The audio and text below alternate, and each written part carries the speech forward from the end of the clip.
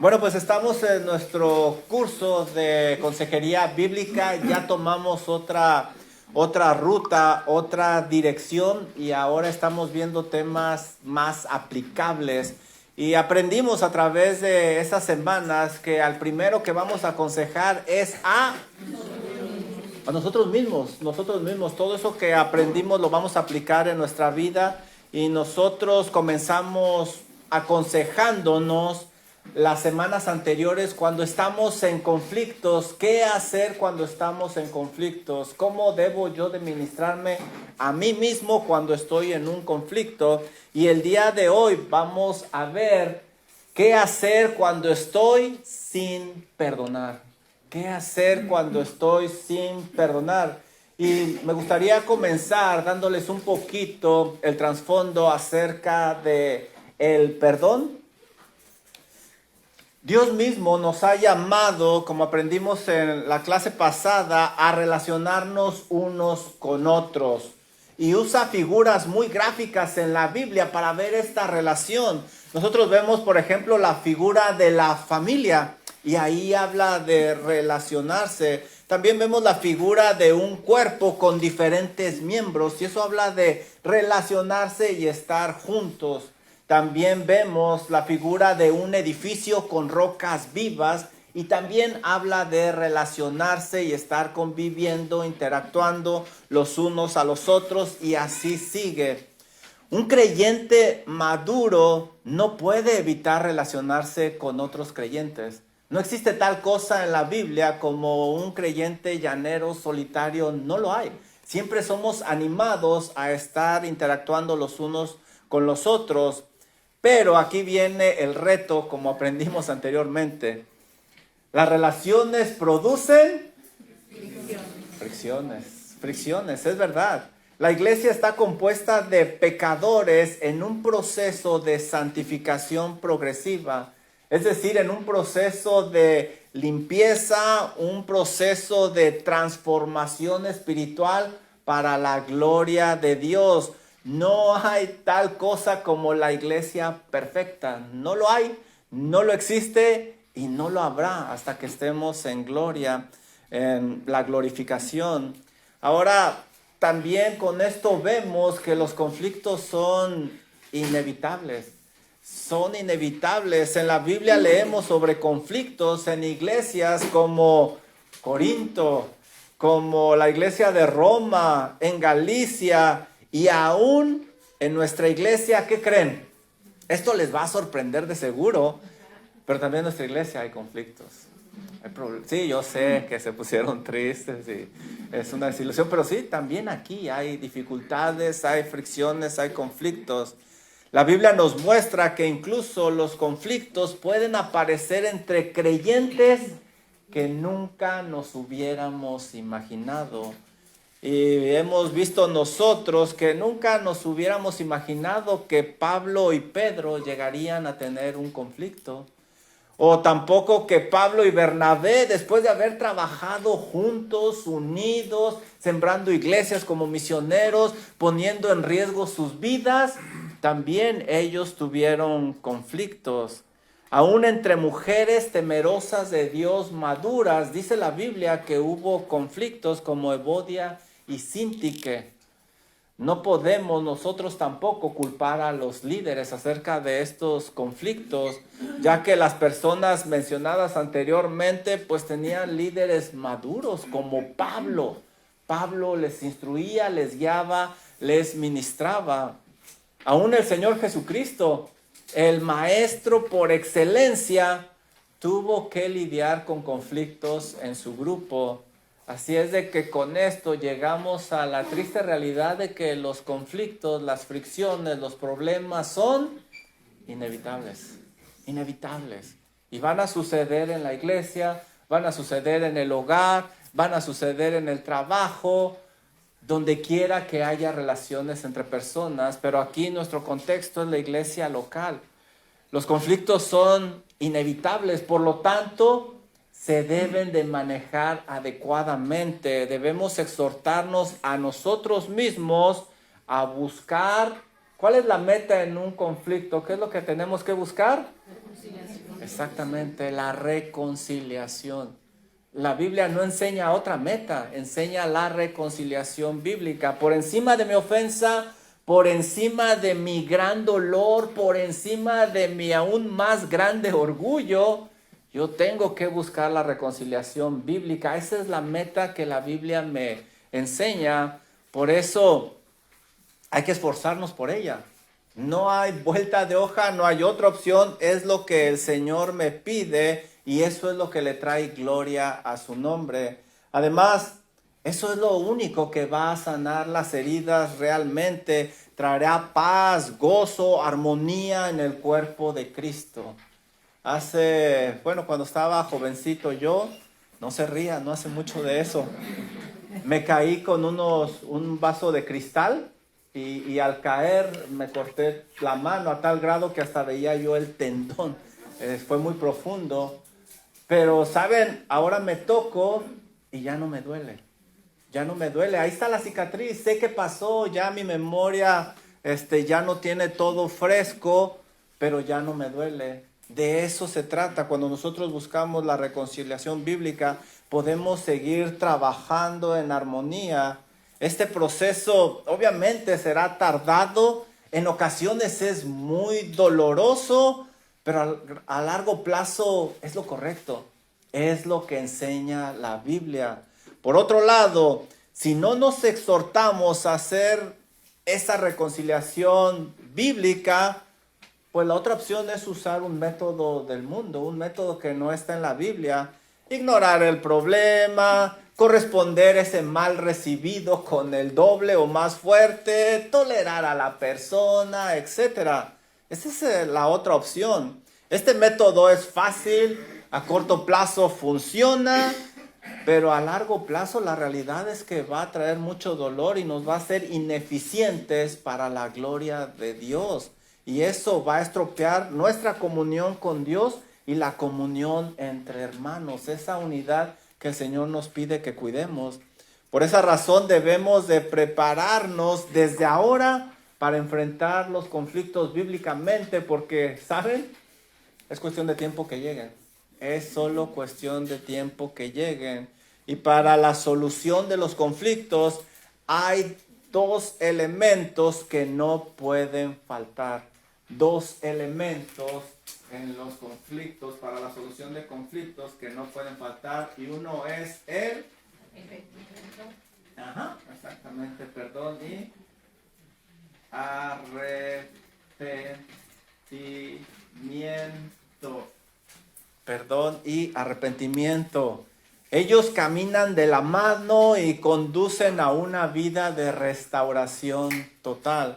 Ambos son fáciles de estudiar aquí en el salón de clase y lo van a ver ustedes y hasta a lo mejor se nos va a hacer chusco, pero la realidad es que en la práctica es muy complejo, son muy dolorosos y en ocasiones hasta lágrimas hacen derramar a las personas. Tristemente creo que todos hemos sido testigos del gran daño que puede hacer en las relaciones la falta de uno de ellos cuando hay conflictos. Estoy seguro de que todos hemos estado manejando ambos conceptos en nuestra vida. En más alguna ocasión hemos tenido que pedir perdón y en más alguna ocasión hemos experimentado también el arrepentimiento. Por esa razón, esta clase de consejería bíblica pienso que va a ser muy importante. Esta es parte de lo que estamos estudiando, de las situaciones del corazón. Y el día de hoy, con la ayuda del Señor, estudiaremos cuando estoy sin perdonar. ¿Qué sucede? ¿Qué puedo hacer? ¿Cómo me ve el Señor? ¿Se puede vivir así o no se puede vivir así? ¿Qué dice la Biblia al respecto? Es importante que no olvides que todo esto es en el contexto de la iglesia local, de creyentes, pero muchos de estos principios los vas a poder aplicar en tus relaciones en el hogar o en el trabajo o donde quiera que tú vayas. Siempre también vamos a tomar por hecho en esta clase que el conflicto es entre dos creyentes y que la ofensa es válida. Obviamente ya estudiamos anteriormente que hay que evaluar la ofensa, hay que recolectar los datos, hay que verlo a través de las doctrinas bíblicas, pero ahorita vamos a suponer que la ofensa es válida. ¿Están listos para las preguntas de reflexión? Eso. ¿Cómo te has estado preparando últimamente para cuando lleguen los conflictos? ¿Te has estado preparando últimamente? Hemos estado hablando ya de ellos. A lo mejor tú puedes decir, es para que tú reflexiones nada más. Me estoy saturando con la palabra de Dios. Estoy identificando esos botones que tengo que cuando me los aprietan me salgo de control y estoy buscando desactivarlos. A lo mejor estás trabajando en identificar esos ídolos en tu corazón que cuando te los tocan, ¡pum!, te sacan de control. En fin, busca dentro de ti porque hay cosas que podemos identificar y debemos de prepararnos desde ahora. Bueno, pues ya con esa introducción vamos a ver los elementos del perdón. Los elementos del perdón. En este curso de consejería bíblica nos hemos enfocado en los conflictos entre dos creyentes, como les decía, aunque van a ver ustedes, van a poder usar muchas de estas prácticas, pasajes en su diario vivir con los demás que les rodean. Los creyentes, ¿por qué es importante entre creyentes? Porque estamos en la iglesia y ese es el contexto que estamos manejando, pero los creyentes tienen varias cosas en común que les van a ayudar a resolver los conflictos. Cuentan con la dirección del Espíritu Santo que mora en ellos. Son iluminados para comprender las sagradas escrituras, la Biblia, la entienden. Además, cada creyente debe de tener un deseo de complacer a aquel quien los salvó. Es decir, tienen el deseo de llevar una vida que le dé gloria a Señor Jesucristo. La falta de alguno de estos elementos va a hacer que el perdón verdadero sea imposible. Pero todos los creyentes contamos con estos elementos. Yo sé que me estoy yendo muy rápido, pero son doctrinas que ya estudiamos anteriormente para llegar al punto de lo que estoy tratando. En los conflictos nos vamos a encontrar con varios elementos y hay que saber manejarlos. En los conflictos hay dos tipos de personas. ¿Cuáles serán estas personas?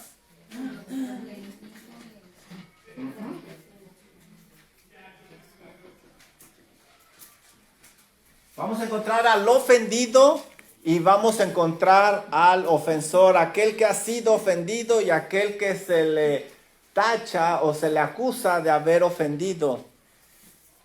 El que ha sido ofendido es la persona que ha evaluado la situación como injusta. Esto es lo que sucedió, yo creo que es injusto y ha alterado la estabilidad de la persona. El que ha ofendido es la persona que se le acusa de haber actuado de una manera pecaminosa. Y eso le ha puesto en esta categoría de ofensor. También en los conflictos hay dos tipos de objetivos que cada uno debe de seguir. El que ha sido ofendido debe de buscar la ocasión, la oportunidad de proveer perdón. Si tú has sido ofendido, la Biblia enseña que debes de buscar oportunidades para perdonar. Debes de ponerte eso en el corazón, en la mente. Ahora, el que es acusado de haber ofendido debe de buscar oportunidades, ocasiones para mostrar arrepentimiento.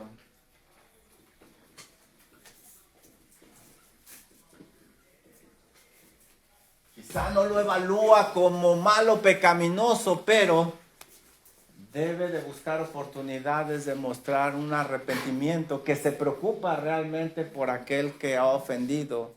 Si cada elemento obedece estos principios bíblicos, se va a llegar a una reconciliación bíblica. No hay razón por la cual no se llegue. ¿Qué hacer cuando estás sin perdonar? ¿Qué es lo que tienes que hacer? Lo primero que tienes que hacer es recordarte a ti mismo que estás llamado a perdonar. Estás llamado a perdonar. Cierto que me ofendieron, cierto que duele, pero como cristiano nacido de nuevo, estoy llamado a perdonar. Y voy a buscar esas oportunidades para mostrar ese perdón. ¿Están listos para la pregunta de aplicación? ¿Cuándo fue la última vez que ofreciste el perdón bíblico de una manera voluntaria en un conflicto? ¿Cuándo fue la última vez que tú voluntariamente, porque conoces de la palabra de Dios, buscaste el perdón bíblico? No que te obligaron, no que te forzaron, no porque te cacharon. ¿Cuándo fue la última vez que dijiste, esto es lo correcto que yo debo de hacer? Y lo voy a hacer porque es lo que trae gloria a Dios. Bueno, eso es para que ustedes piensen. Ahora sí, ya vamos a lo más técnico, que es lo que les gusta a ustedes. Definición de perdón. Definición.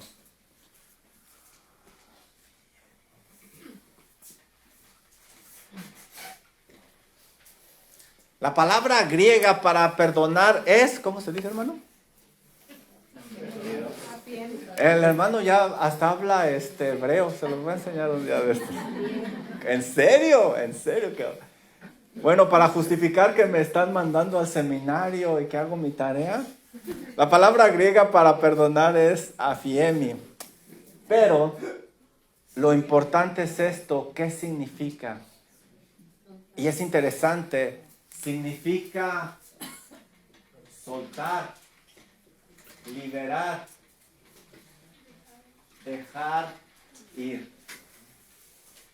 Eso es lo que significa la palabra perdón. Da la idea de que el que perdona ya no está sosteniendo algo. Da la idea de que el que perdona ya no está jalando nada. Tiene sus manos libres. Da la idea de que el que perdona estaba deteniendo al ofendido y él también estaba sin poder avanzar, pero ahora ya está libre. Perdonar significa soltar, liberar, dejar ir. Por otro lado, el no perdonar, ¿qué significa? Que tendrá un peso consigo todo el tiempo que no lo va a dejar en paz. No va a poder descansar.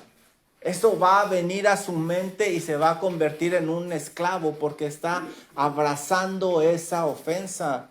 Tendrá sus manos ocupadas que le impedirán usarlas para algo que le da gloria a Dios.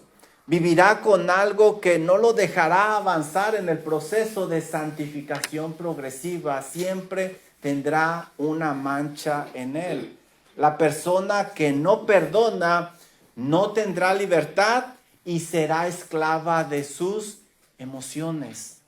Todo el tiempo las va a tener con él. Y es lo que va a controlar su vida.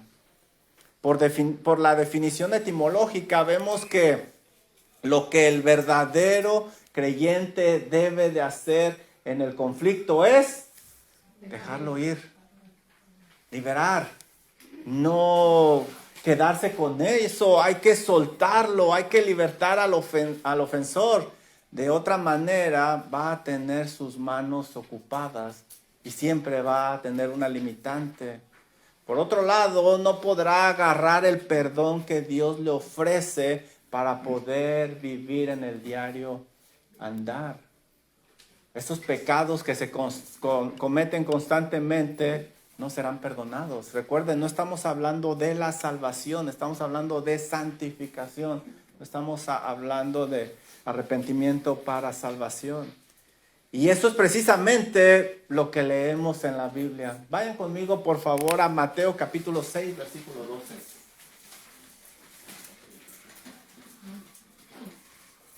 El famoso oración modelo del Padre Nuestro, 14 y 15.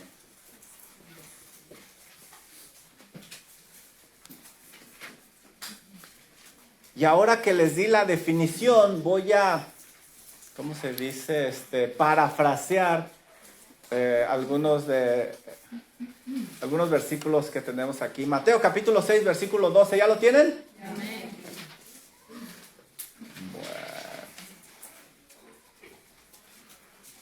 Amén. Ayer me mandó un mensaje Francisco, antes de que avance a lo serio, y no sé qué me dice, y le digo, si usted lo hace, no lo voy a perdonar.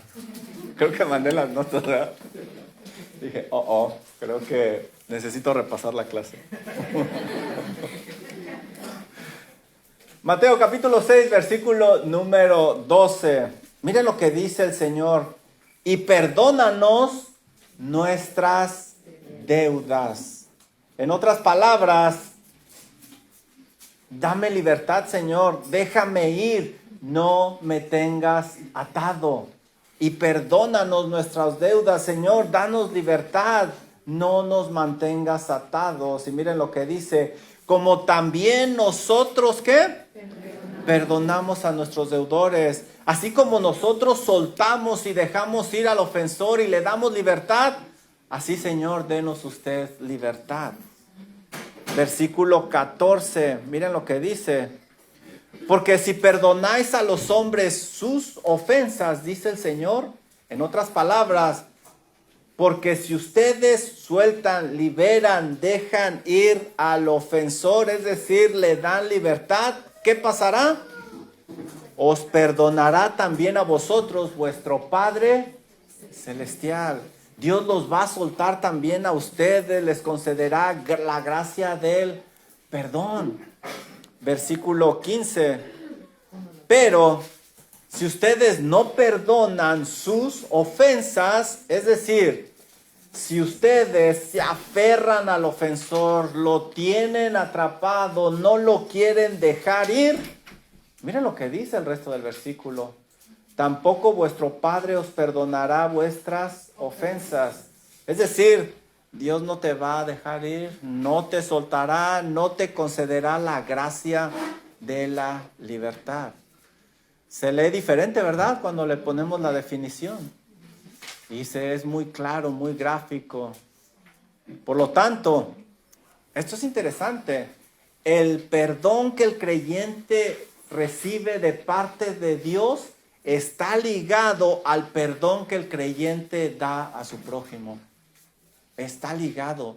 El perdón que el creyente recibe de parte de Dios está ligado, relacionado al perdón que el creyente da a su prójimo. El perdón que tú recibes de Dios va a depender del perdón que tú le das a los demás. ¿Tú quieres el perdón de Dios? ¿Quieres que tus oraciones lleguen? ¿Quieres la bendición de Dios? No la obtendrás hasta que tú perdones. ¿Quieres vivir en comunión con Dios? No lo obtendrás hasta que tú perdones. ¿Quieres ser usado por el Señor realmente en gran manera? No te usará el Señor hasta que perdones realmente. Y tristemente muchos creyentes tienen rencillas muy, muy viejas. Tristemente me ha tocado ver personas irse a la tumba con cuestiones en el corazón con alguien más. Padres que no se volvieron a ver con sus hijos, que no perdonaron, o hijos que no perdonaron a sus padres, o viceversa, cualquiera que sea la situación, y esos padres ya no están. Les estoy describiendo casos que me ha tocado ver y vivir. Esto se torna complejo para el que no quiere perdonar, porque tarde o temprano va a necesitar el perdón de Dios. Tarde o temprano va a necesitar de Dios. Dios no nos necesita, nosotros necesitamos de Dios. Mira lo que dice Santiago 3:2. Si tú crees que nunca vas a necesitar de ese perdón.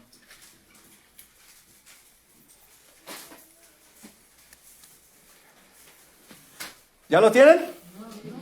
Búsquenlo, lo deben de tener porque quiero que lo lean. ¿Ya lo tienen? Eso. Santiago 3:2. Miren lo que dice Santiago. Porque todos ofendemos. ¿Quiénes? Todos. Ahí estás tú, ahí estoy yo incluido, y a veces actuamos en el perdón como si no ofendiéramos a nadie, como si fuéramos una blanca palomita. La realidad es que tú y yo ofendemos, porque todos ofendemos. ¿Cuántas veces? ¿Cuántas? Muchas.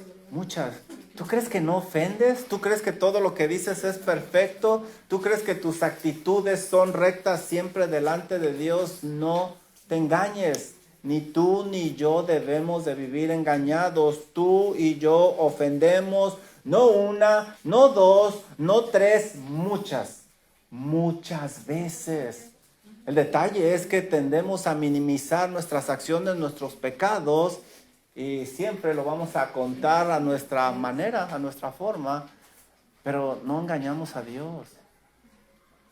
Porque todos ofendemos muchas veces. Si alguien no ofende en palabra, bueno, pues este hombre es varón perfecto, capaz también de refrenar todo el cuerpo, y eso no se puede. Todos ofendemos. ¿Qué debo de hacer cuando estoy sin perdonar? ¿Qué debes de hacer tú? ¿Qué debo de hacer yo cuando estoy sin perdonar? Recordarme a mí mismo que voy a vivir atado al ofensor y a Dios, y es imposible vivir con plenitud así sin perdonar. Es imposible, no se puede vivir. ¿O quieres vivir así? Yo tengo que recordarme eso a mí mismo, Juan. Así no se puede vivir, trayendo a la mente esa situación todo el tiempo, viviendo con esta amargura, con este dolor. No se puede avanzar, tomando todo como si fuera en mi contra, pensando mal. No se puede vivir así. Yo no quiero vivir atado. Debo de recordarme que es mejor liberar, descansar, dejar ir, es decir, perdonar. Bueno, ya después de que vimos la definición del perdón, tengo una pregunta de reflexión para ti. ¿Estás listo? No me digan que ya se enojaron. Me van a tener que perdonar de todas formas después de la clase. ¿Cómo te ha ayudado la definición griega de la palabra perdón para poder perdonar? Después de haber estudiado esta definición, ¿cómo te ayuda? ¿Cómo te ayuda a saber que perdón es soltar, liberar, dejar ir? ¿Cómo te ayuda? Siguiente pregunta, ¿están listos? En la última vez que perdonaste, honestamente, ¿realmente experimentaste la libertad que describe el Padre Nuestro? ¿Realmente experimentaste esa libertad? Como les digo, la cortada que tuve, aquí está la cicatriz, pero ya no duele. Yo sé que pasó, ahí está, ya no duele. ¿Lo experimentaste realmente? ¿Realmente es parte ya del pasado? Me gusta mucho lo que dice J. Adams. J. Adams es el que recobró la consejería bíblica, la consejería centrada en la palabra de Dios. Él dice: perdón es el aceite que mantiene la maquinaria de la iglesia y del hogar cristiano funcionando adecuadamente. Perdón es el aceite que mantiene la maquinaria de la iglesia y de tu hogar funcionando correctamente. ¿Qué quiere decir? Que siempre lo vamos a necesitar. Eso hace que las cosas funcionen bien. Bueno, pues yo sé que debo de perdonar, debo de dejar ir, libertad, pero ¿dónde puedo encontrar un buen ejemplo para ver cómo debo de perdonar? Miren el ejemplo que Dios nos da para perdonar.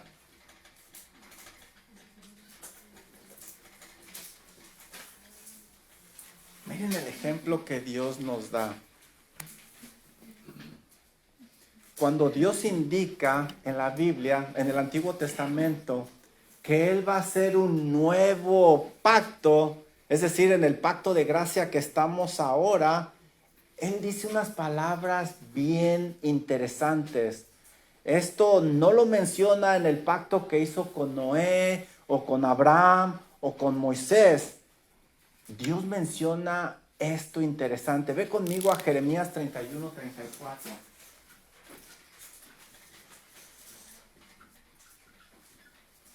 Para que veas lo que el Señor dice ahí.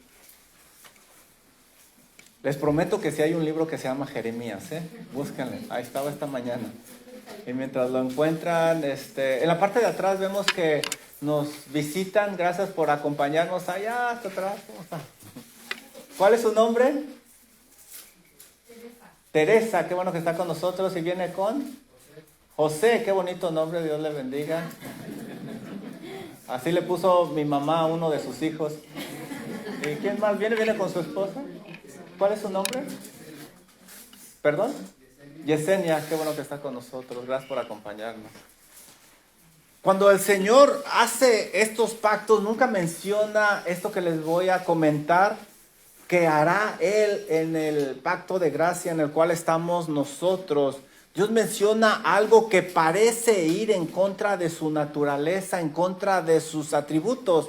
Miren lo que dice Jeremías 31, 34. Y no enseñará más ninguno a su prójimo, ni alguno a su hermano, diciendo, conoce a Jehová, porque todos me conocerán, desde el más pequeño de ellos hasta el más grande, dice Jehová. ¿Por qué? ¿Qué dice ahí? Perdonaré la maldad de ellos y no ¿qué?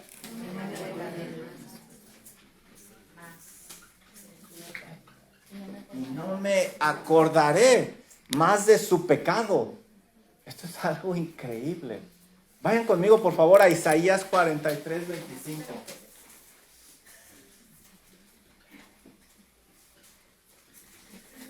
Se me hace que todavía no lo captan. Vamos a Isaías 43, 25. Miren lo que dice Isaías 43, 25. Yo soy el que borro tus rebeliones. Borro tus rebeliones por amor a mí mismo. ¿Y qué? Y no me acordaré de tus.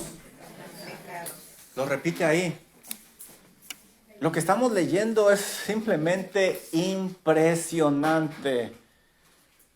¿Cómo es posible que el Dios omnisciente le pueda dar amnesia de este tipo y no se olvide de tus pecados y de mis pecados? Eso es imposible. Dios es omnisciente, Dios no cambia, no es alterado. ¿Qué quiere decir con eso de que no se va a acordar? Y eso está en el pacto en el cual estamos nosotros. Él promete que no se va a acordar de esos pecados del hombre. ¿Qué significa eso? Dios todo lo sabe, a Dios nunca le da amnesia, Dios no pierde nada. ¿Qué significa? Precisamente Jeremías nos puede ayudar a entender esto. Vamos a Jeremías capítulo 7. Jeremías capítulo 7, versículos 18 y 19. 7, versículos 18 y 19. ¿Qué significa que Dios no se acordará de nuestras ofensas porque Él es omnisciente? Miren el proceso del perdón de parte de Dios, cómo Él ofrece ese perdón al pecador arrepentido. Jeremías 7, 18. ¿Están ahí? ¿Todavía no? No se preocupen, aquí yo se los leo. Dice así, ¿qué Dios como tú, que perdona la maldad y olvida el pecado del remanente de su heredad? ¿Qué Dios como tú no es? Ay, ahora cómo me equivoqué. Con razón no lo hallaban. Ha de ser como 17 o algo así, de seguro me comí algo, pero ahorita les digo.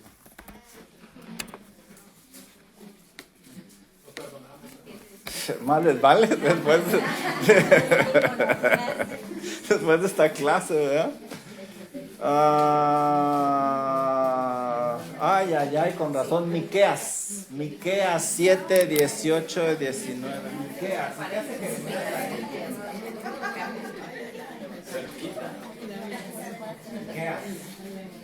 Miqueas. Miqueas 7, 18 y 19. Miqueas. Y espero que sí me creas.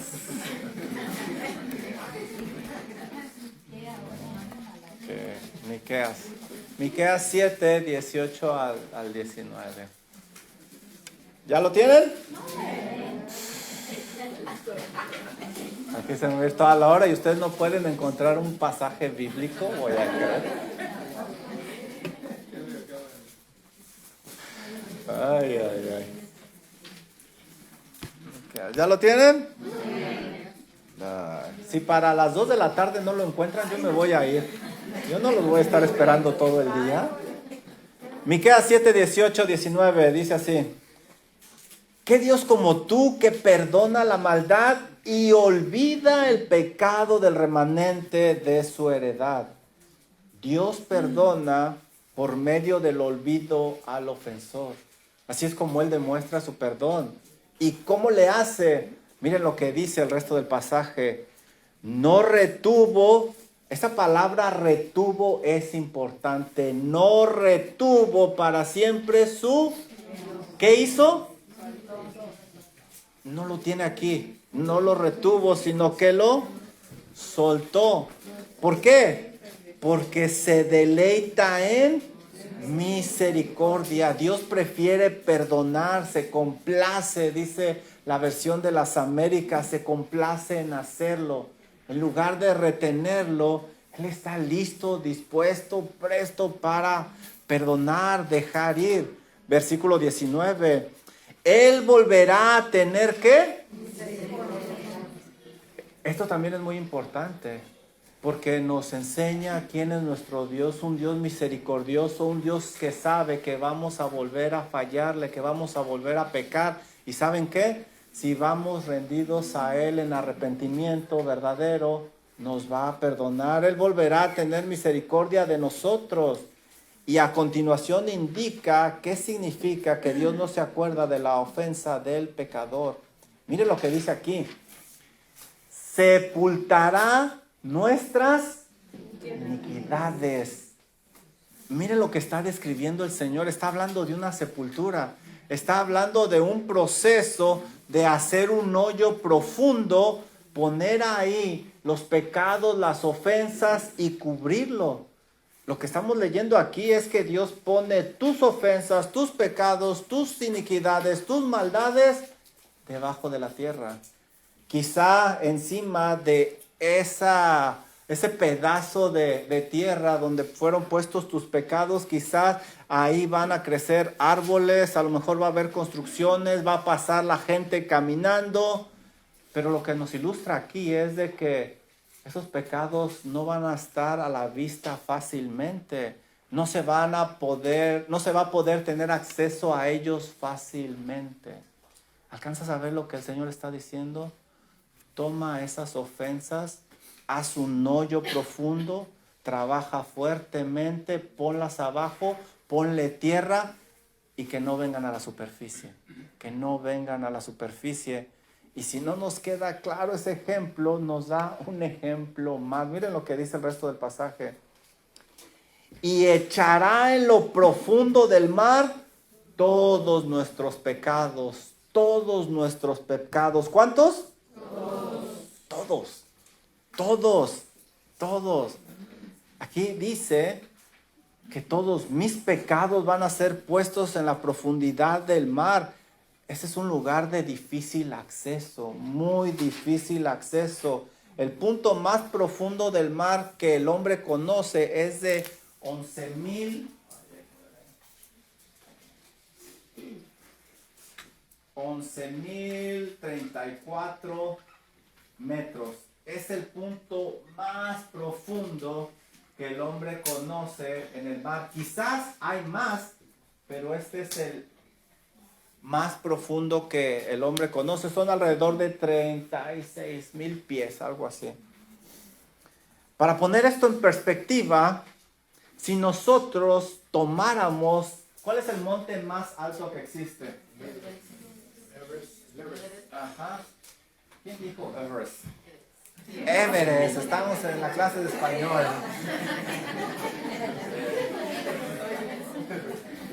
Hay una amiga que en México se llamaba Sonia López, pero ya está aquí, dice Cindy Lauper.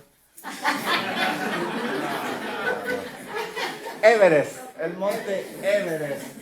Si lo pusiéramos al monte Everest en esa parte profunda del mar, todavía hubiera espacio con agua. Dice el Señor que Él pone nuestros pecados en lo más fondo del mar. Él conscientemente lo hace. Esto implica esfuerzo, dedicación, trabajo. El director de cine y explorador James Cameron, en su submarino Deep Sea o Mar Profundo,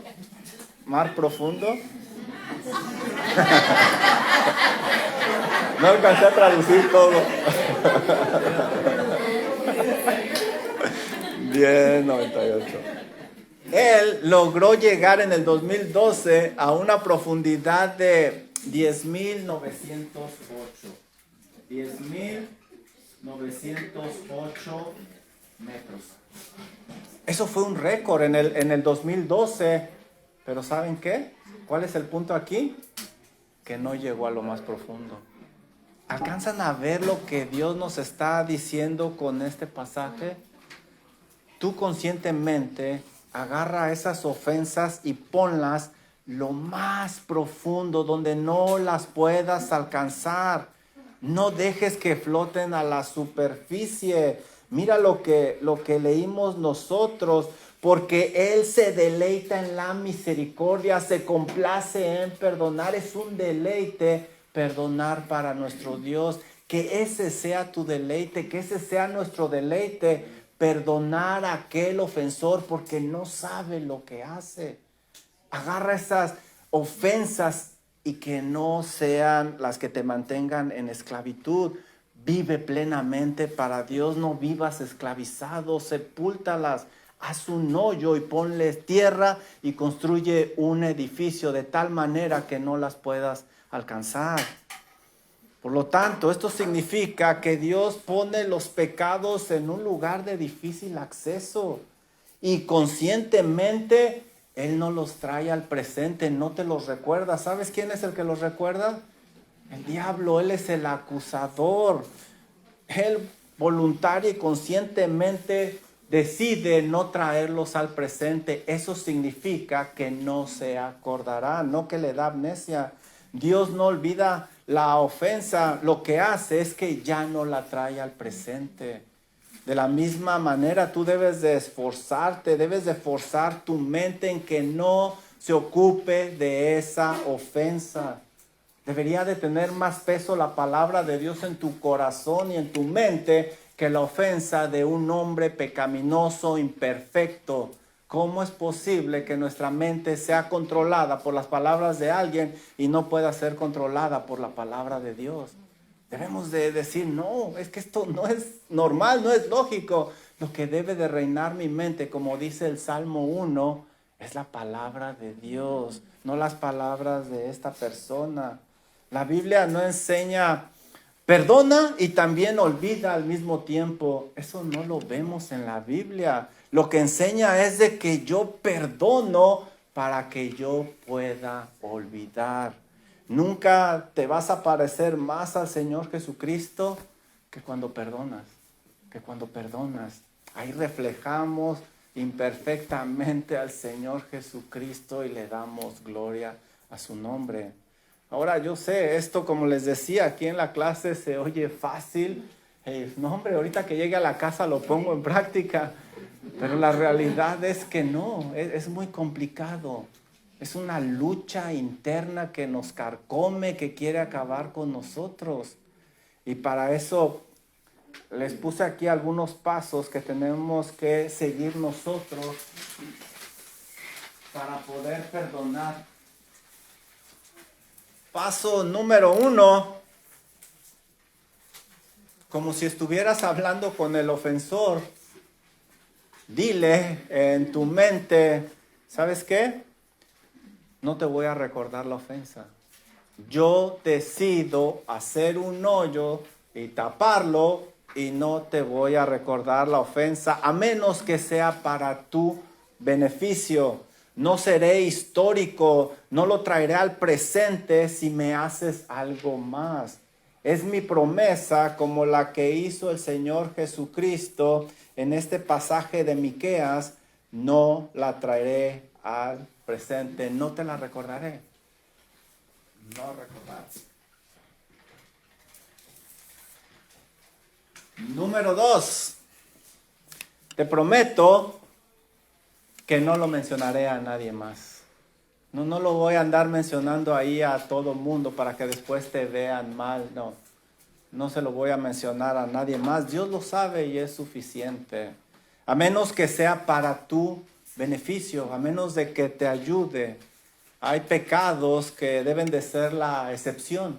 Por ejemplo, la pedofilia. Alguien que ha cometido pecado de pedofilia, no lo podríamos poner a trabajar con los niños, por darles un ejemplo. Hay cosas que no se puede aplicar esto, pero en situaciones comunes y corrientes te prometo que no lo voy a mencionar a nadie más. No lo voy a mencionar a nadie más. No lo mencionaré.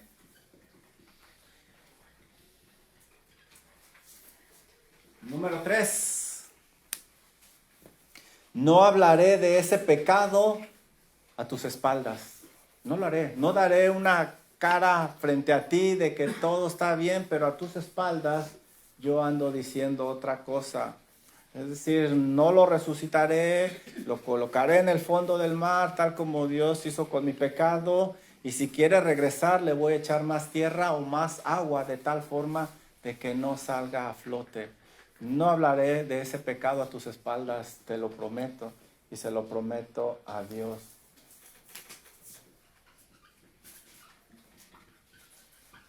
No lo haré. Número 4.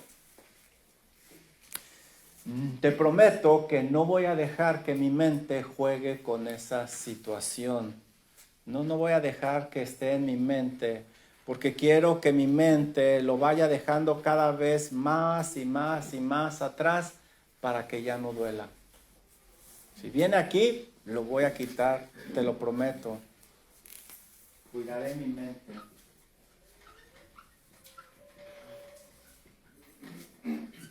Número 5. Te prometo que no te voy a guardar rencor o algún tipo de sentimiento hostil.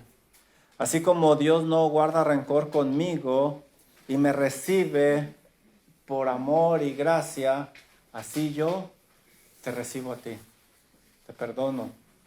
No voy a guardar ningún rencor.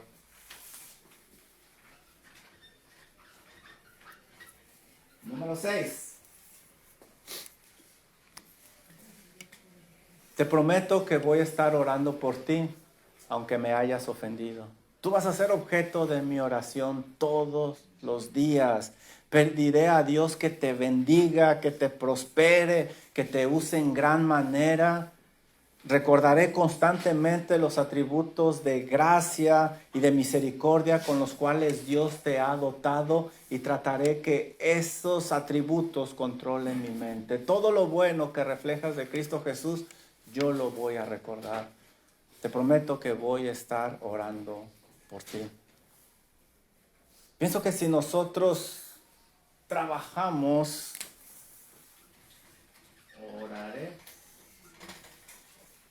trabajamos de esta manera práctica, muchas cosas pueden cambiar en nuestro corazón. Yo siempre lo he dicho, lo aprendí también de un pastor. Yo veo los rostros, las sonrisas, pero solo el Señor ve el corazón. Y es mi oración que no dejes este cuarto sin realmente ponerte primero a cuentas con Dios y busques perdonar a aquel que te ha ofendido. Quizá acaba de suceder o quizás son muchos años que has estado guardando eso y no te ha dejado vivir.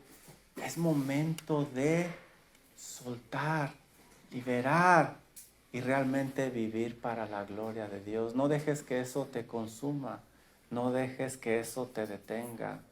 Y creo que todos tenemos trabajo que hacer a diferentes niveles, ¿verdad? ¿Qué debo de hacer cuando no puedo perdonar? Cuando estoy sin perdonar, yo debo de recordarme a mí mismo el ejemplo que Dios me ha dado al perdonar mis ofensas. Eso es lo que debo de traer yo a la mente. Yo debo de poner esas ofensas en un lugar de difícil acceso y ya no traerlas al presente, ya no. Debo de sepultar esas ofensas y cuando quieran salir tengo que sumergirlas más o debo de echarles más tierra para que no salgan a flote. Cuando nosotros empezamos a ver a las personas ofensoras de una manera diferente, eso ayuda para que las ofensas vayan quedando cada vez más y más abajo. ¿Están listos para las preguntas de aplicación? ¿Cuál es tu récord en mantener una ofensa en la superficie de tu mente? ¿Cuál es tu récord? Les voy a confesar algo. Ahora sí me pusieron atención. Cuando yo tendría, yo creo como serían unos 12 años, no, unos 9 años, yo tuve un conflicto con uno de mis amiguitos. Nos juntábamos muchos compañeros de cuadra y el chiste es de que nos peleamos y yo le dejé de hablar, pero lo que recuerdo es que se me olvidó el problema. Yo decía, bueno, ¿y por qué me peleé con él? ¿Por qué le dejé de hablar? Eso es terrible. Crecimos juntos. Hace algunos años me hizo contacto por internet y me dio mucho gusto, compañeros de cuadra. Pero así podemos llegar nosotros a ser. Hay personas que nos ofenden y a veces ni nos acordamos de qué, pero lo que nos acordamos es que no debo de relacionarme con él, que me hizo daño y eso es real, me pasó a mí. Yo ya ni me acordaba lo que me había hecho él, pero lo que sí me acordaba es que no debía de hablarle porque me ofendió. Eso es algo triste. Y después de estudiar esto, la verdad hasta me da pena compartirlo con ustedes. Pero a eso podemos llegar. Les dije, padres que se han ido a la tumba